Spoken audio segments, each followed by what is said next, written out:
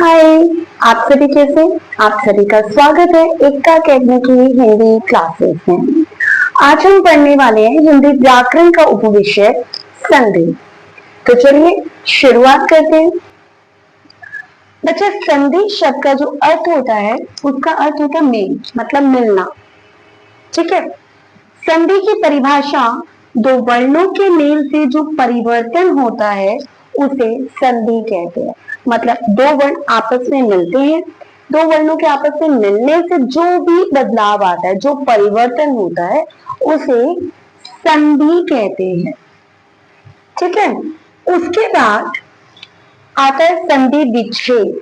अब संधि विच्छेद किसे कहते हैं? अब ये देखो, संधि दो वर्णों के मिल से जो भी बदलाव हुआ, जो परिवर्तन हुआ उसे कहते हैं संधि। अब ये संधि करके जो एक नया शब्द बनता है, संधि के द्वारा बने शब्दों को अलग अलग करना संधि विच्छेद कहलाता है। मतलब संधि से जो शब्द बनता है, संधि करके जो शब्द बना, संधि के द्वारा बने शब्दों को अलग अलग करना। अब पहले हमने दो वर्णों को संधि करके एक किया, अब फिर उन्हें वापस अलग अलग करके लिखना। ठीक है। संधि के द्वारा बने शब्दों को अलग अलग करना संधि विच्छेद कहलाता है। ठीक है। अब आता है संधि के भेद। संधि के भेद कितने होते हैं? तीन भेद होते हैं, स्वर संधि, व्यंजन संधि और विसर्ग संधि। तीन भेद। आज हम पढ़ेंगे सिर्फ स्वर संधि। स्वर संधि के बारे में, स्वर संधि के भेदों के बारे में पढ़ने वाले हैं। स्वर संधि किसे कहते हैं? दो स्वरों के मेल से होने वाला परिवर्तन। दो स्वरों के मेल से होने वाला परिवर्तन स्वर संधि कहलाता है। मतलब जो दो स्वर होते हैं, दो स्वरों के मेल से जो भी परिवर्तन होता है उसे कहते हैं स्वर संधि। स्वर संधि के कितने भेद होते हैं? स्वर संधि के 5 भेद होते हैं। दीर्घ संधि, गुण संधि, वृद्धि संधि, यण संधि, अयादि संधि। ये 5 भेद स्वर संधि के भेद होते हैं। बच्चे, स्वर संधि को पढ़ने से पहले ना ये देख लेते हैं कि कौन से वर्णों के बीच में संधि होती है। देखो, जब भी संधि होगी ना तो दो शब्द होंगे। जैसे मान लो मैंने ये दो शब्द लिखे, इन और आल। ये मैंने दो शब्द लिखे। इन दो शब्दों के लिए सिर्फ इन दो शब्दों में नहीं, हमेशा जब भी संधि होगी तो दो शब्द लिखे जाते। अब इन्हीं दो शब्दों में बच्चे, एक होता है लेफ्ट साइड जिसे हिंदी में बोलते हैं बाईं तरफ, और ये होता है राइट साइड जिसे बोलते हैं दाईं तरफ। ये दो शब्द जो होते हैं, इनमें जो लेफ्ट साइड का जो शब्द है इसका ये आखिरी वाला वर्ण, और राइट साइड का ये पहला वर्ण, इन्हीं दो वर्णों के बीच में संधि होगी। यही दो वर्णों के मेल से परिवर्तन होगा। देखो, ये क्या है? म। म में आवाज कौन से स्वर की आ रही है? अ की आ रही है। ये हो गया अ। और आ, ये तो आ पहले से एक स्वर है ना? तो ये अ और आ आपस में मिलकर आ भी बनेंगे। ये कौन सा नियम है, कौन सा रूल है, ये सब मैं आगे बताने वाली हूँ। ठीक है। अ और आ मिलकर आ बने, मतलब यहाँ पर आ की मात्रा लग जाएगी तो ये बन जाएगा हिमालय। ठीक है। अब हम पढ़ेंगे स्वर संधि के भेद। सभी के अलग अलग नियम होते हैं। पहला भेद होता है बच्चे दीर्घ संधि। देखिए, रट्टा मारने की बिल्कुल जरूरत नहीं है। कुछ नियम होते हैं संधि के, वो नियम समझने जरूरी है। दीर्घ संधि के 3 नियम होते हैं बच्चे। लेफ्ट साइड बोला था, लेफ्ट साइड में या तो अ होगा या आ होगा, राइट साइड में भी अगर और आ होता है, इसे हम एक तरह से सेम फैमिली बोल देते हैं, एक ही परिवार के।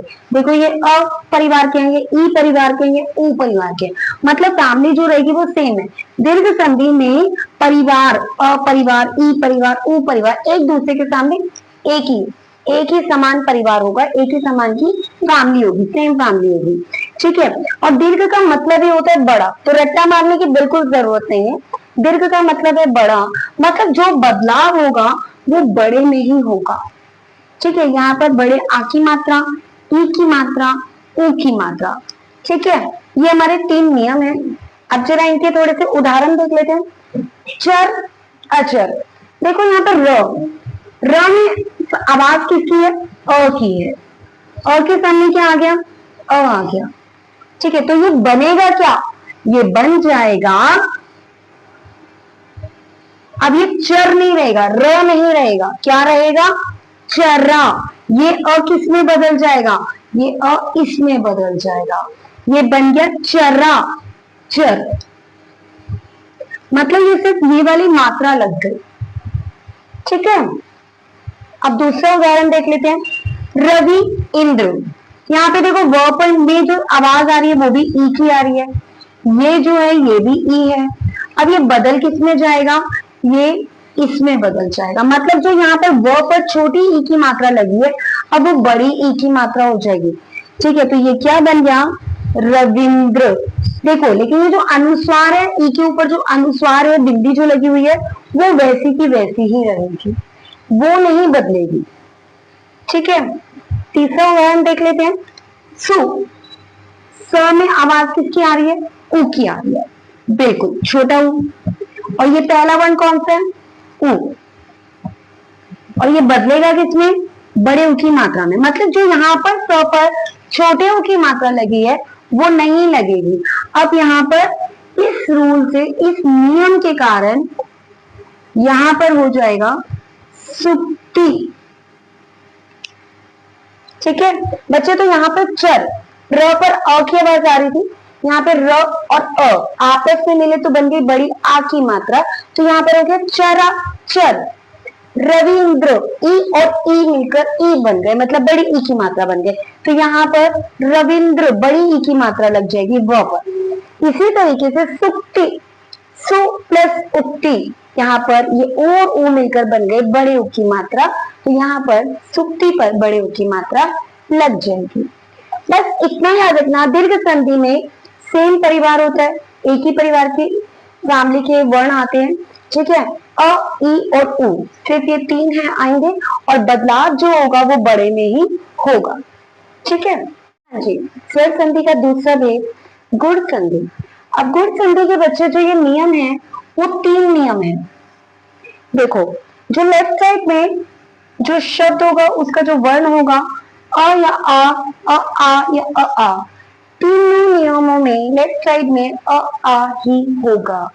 लेकिन राइट साइड का जो वर्ण होगा, दाईं तरफ का जो वर्ण होगा, वो या तो ई परिवार से होगा, या ओ परिवार से होगा, या री ऋषि परिवार से होगा। ठीक है, अगर ई परिवार से वो वर्ण होता है तो वो किसमें बदलाव आएगा? उसमें ए में, छोटी ए में, छोटी ए की मात्रा में। ओ में अगर वर्ण होगा तो वो ओ, छोटी ओ की मात्रा लग जाएगी। और अगर री ऋषि होगा तो बच्चे से रेफ बोलते हैं, जो आधे र की आवाज आती है उसमें रेफ में ये परिवर्तन होगा, जिसकी आवाज अर करके आती है।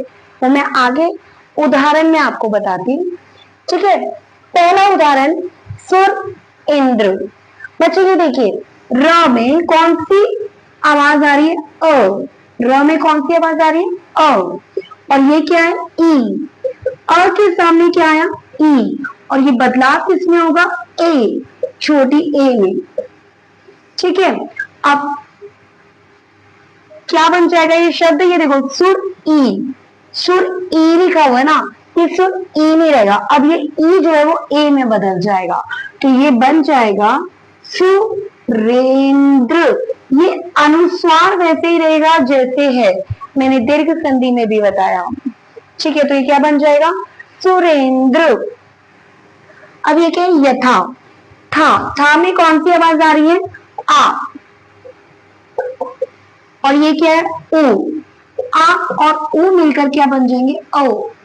ठीक है, मतलब छोटे ओ की मात्रा लग जाएगी। अब ये यथा नहीं रहेगा, क्या बन जाएगा?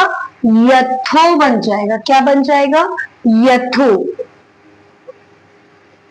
यथो, फिर चित वैसे के वैसे लिखेंगे हम, यथोचित।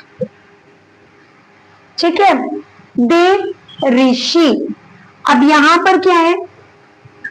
वो में आवाज किसकी आ रही है? अ की, अ की आवाज आ रही है। ये क्या है? री।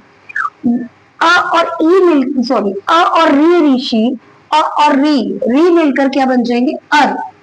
अब यहाँ पर क्या लिखेंगे देवर्षि, देवर्षि अर की जो आवाज आ रही है वो रेफ लगेगा और वो रेफ लगेगा यहाँ पर शी पर, देवर्षि। अब बच्चे ये आपके लिए होमवर्क है, ये आप बताएंगे मुझे कमेंट करके कि सप्तऋषि जब ये दोनों शब्द आपस में मिलेंगे, ठीक है, त और री वर्ण आपस में मिलेंगे, ठीक है, तो ये किस प्रकार संधि करेंगे। हाँ जी बेटा, स्वर संधि का तीसरा भेद वृद्धि संधि। देखो बच्चों वृद्धि, वृद्धि का मतलब विकास होना। देखो दीर्घ संधि में एक समान परिवार थे जो कि बड़ी आ, ई और ऊ में बदल रहे थे। फिर हमारे आगे गुण संधि, गुण संधि में और के सामने ई, ऊ या फिर री था जो कि हमारी ए, ओ और अर में बदल रहे थे। अब वृद्धि मतलब विकास हो रहा है, ठीक है, जो ए में जो बदलाव आएगा वो अब अ में आएगा, मतलब बड़ी ए में आएगा, और अ में जो आएगा बदलाव वो आएगा बड़े ओ में, बड़े ओ की मात्रा लगेगी, ठीक है। अब इधर देखिए सदा, सदा यहाँ पर क्या है आ, यहाँ पर क्या है ए। देखो आ की आवाज और ए की आवाज यहाँ मैंने बताया आ और ए मिलकर क्या बन जाएंगे अ, ठीक है, मतलब बड़ी ए की मात्रा लगेगी। अब इधर देखते हैं ये क्या सदा, अब ये सदा नहीं रहेगा सदे,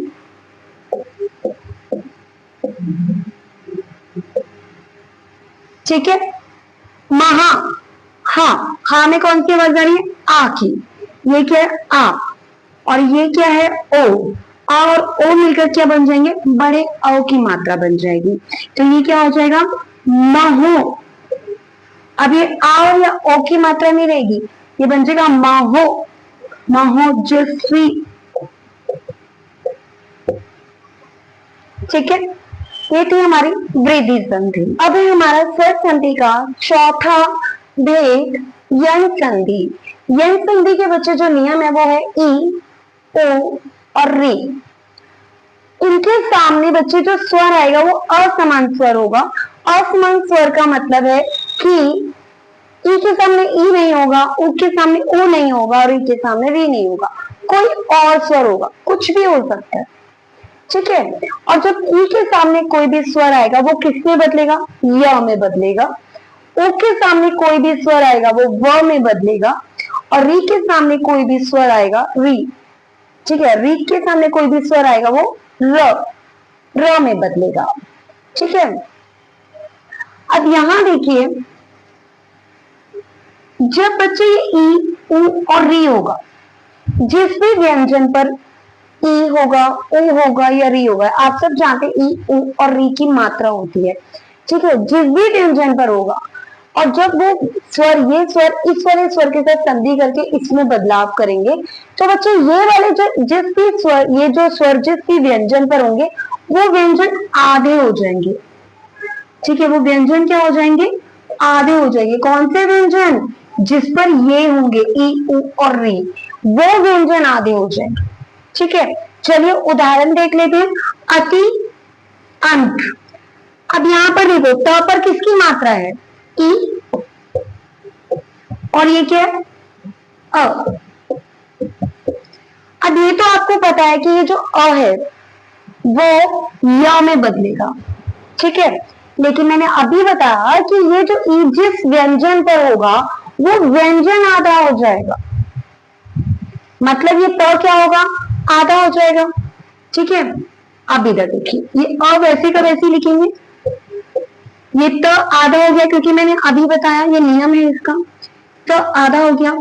ये अ किस में बदल गया य में बदल गया, ऊपर अनुस्वार है अनुस्वार भी आएगा और ये क्या है त, अत्यंत। अब ये क्या है सो, स पर ऊ की मात्रा है, ठीक है, मैंने अभी बताया व्यंजन क्या हो जाएगा आधा हो जाएगा, तो ये क्या हो गया स।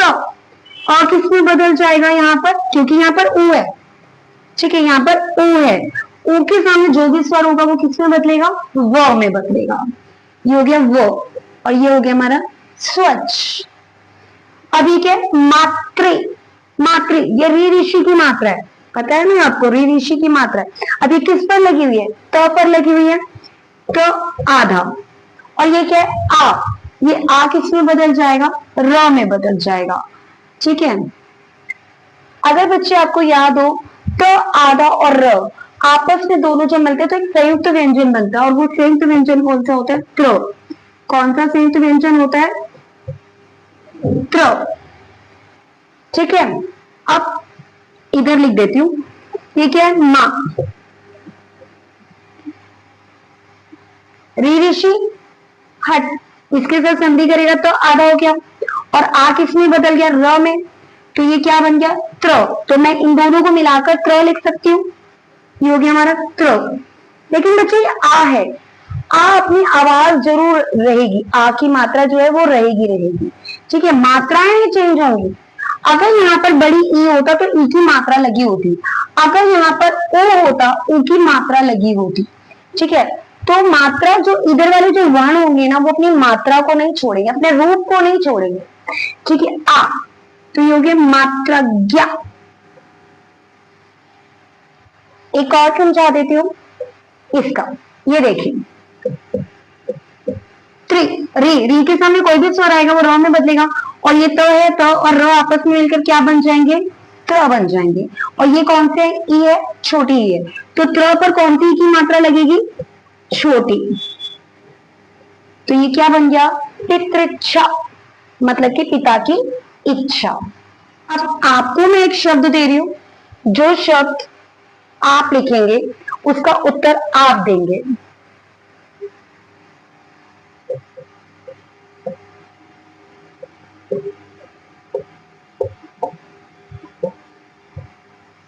इस शब्द का उत्तर आप देंगे। हाँ जी, अब हमारी स्वर संधि का आखिरी भेद, पांचवा भेद, अयादी संधि। बच्चे अयादी संधि के ये 4 नियम है। ए, ऐ, ओ, औ। इनके सामने कोई भी स्वर आएगा बदलेगा किसमें? ए जो होगा वो अ में बदलेगा। बच्चे आ ये आवाज है, मतलब मात्रा है, आवाज। ठीक है, ए अ में अ, आए में ओ, अव में औ, आवू, इनमें बदलेगा ये। ठीक है, मतलब ये अ और आ, इनको देख के परेशान मत हो, ये मात्रा लगेगी। हमारा जैसे य व ही है, मतलब ए जो है वो य में लग जाएगा, औ जो है वो व में बदल जाएगा। ठीक है, अब कैसे देखिए, छोटे अ में अ, छोटे अ में अ, बड़ी अ में और बड़े अ में आ, तो रट्टा मारने की भी जरूरत नहीं है। ठीक है, अब ये देखिए नयन, नयन, ये एक मात्रा है, मतलब एक मात्रा छोटी ए की। ठीक है, ये हो गया हमारा छोटी ए, इसके सामने क्या है? अ। देखो ये है हमारा न, मतलब ये मात्रा हट गई। अब आवाज आ रही है न, ने नहीं है, क्या बन गया? न। आ गया, अ की आवाज आ गई न। अब ये क्या है? अ, ये अ किस में बदल गया? य में, नयन।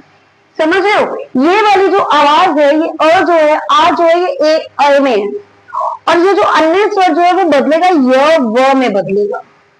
ठीक है, अब इधर देखिए न, ये जो न है ये मतलब बड़े अ की मात्रा है, मतलब ये न, अब ये न नहीं रहेगा, ये ना बन गया। क्या बन गया?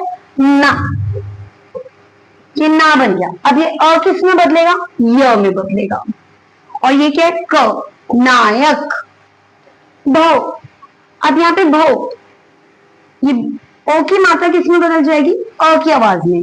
अब ये रह जाएगा, भव नहीं रहेगा, भ हो जाएगा। ये क्या बन जाएगा? भ, व न। अब ये देखो, ये व तो वही है, अन्य स्वर जो है वो व में ही बदल रहा है, तो ये भी वही है, तो ये हो जाएगा हमारा भवन। तो अक, पौ, मतलब कि बड़े ओ की मात्रा जो है वो किस में बदल रही है? आ में। अब ये पौ नहीं रहेगा, अब ये रह जाएगा पा, पा। और किस में बदल जाएगा? वो में, पावक। ठीक है, अब आपके लिए होमवर्क है गै, इका, नौ, इक। ये किसमें, अब इनसे मिलकर क्या नया शब्द बनने वाला है ये आप मुझे बताने वाले हैं। उम्मीद करती हूँ आपको मेरे द्वारा पढ़ाई गई स्वर संधि अच्छे से समझ आ गई होगी। यदि अभी भी कोई स्वर संधि में कोई दिक्कत परेशानी हो तो आप मेरे से कमेंट करके पूछ सकते हैं। मैं आपके सवालों के जवाब अवश्य दूंगी। और यदि आपको मेरे द्वारा पढ़ाया गया समझ में आ रहा है तो आप मेरे चैनल को लाइक, सब्सक्राइब, शेयर कीजिए। यदि पानी है हिंदी में आचियां तो जुड़े रहिए हिंदी विद एकता के साथ। तब तक के लिए बाय।